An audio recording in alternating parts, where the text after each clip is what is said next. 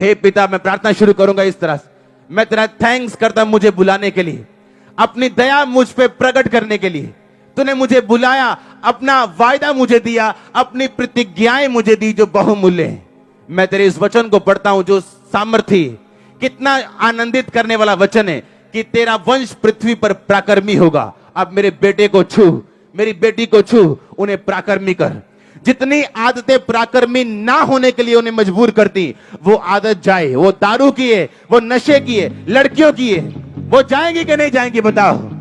लेकिन जब प्रार्थना हमारी सिर्फ आंसू होंगे और असली शब्द नहीं मिले होंगे, वो उस तरह की बात हो गई कि वकील जज के सामने रोई जा रहा है पर अपना केस प्रकट नहीं कर रहा और जज कुछ नहीं कर सकता। उसने कहा मैं अपने वचन के बाहर आके कोई काम नहीं कर सकता। कितने मेरी बात को समझ रहे हैं? इसलिए उसने कहा इस पुस्तक को खा, आंतड़ियां भर, और फिर जब आप प्रेयर करेंगे, क्योंकि आपके अंदर वर्ड होगा, आपको मालूम होगा अपना केस मैंने किस तरह से लड़ना है, अपने परमेश्वर के सामने किस तरह से प्रमाण रखने हैं। आमीन। आप मेरी बात को समझ रहे कि नहीं? अपना केस स्ट्रांग करके परमेश्वर के सामने रखो। हालेलुया। यहां 1000 ऐसे हैं लड़के जो बेस्ट वाइफ चाहते हैं पर उन्हें मालूम नहीं प्रार्थना कैसे करनी।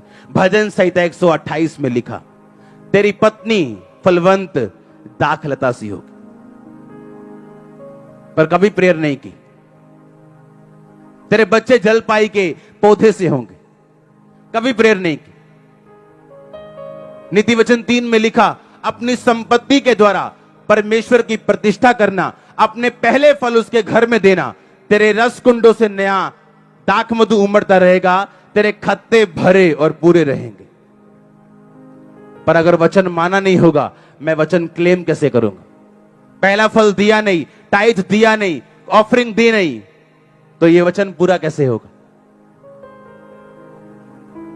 अगर आपको वचन की नॉलेज हो, अगर आप बाइबल पढ़ते हैं, वचन से प्रार्थना करते हैं, इम्पॉसिबल है आप टूटे हुए रहें, आप बीमार रहें, इम्पॉसिबल है। उसने ये नहीं कहा तुम बीमार नहीं होगे, तुम्हें चुनौती नहीं आएगी। चुनौती आएगी, पर बाइबल कहती है धर्मी विपत्ति में पड़ेगा जरूर, पर यहोवा उसको एक एक विपत्ति से क्या करेगा? छुड़ाएगा। हालेलुया।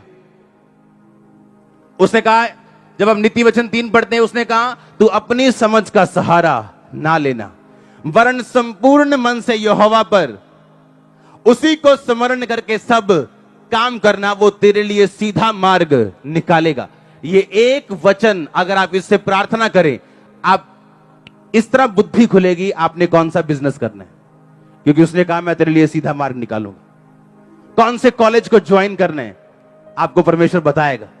उसने कहा मैं तेरे लिए सीधा मार्ग निकालूंगा, कहां जाना है और कहां नहीं जाना। अगर आप इस वचन से प्रार्थना करें, वो आपको बताएगा। हालेलुया। वो तेरे लिए सीधा मार्ग निकालेगा। उसने कहा बुराई से बच के रहना, यहोवा का भय मानना, अपनी दृष्टि में बुद्धिमान ना होना।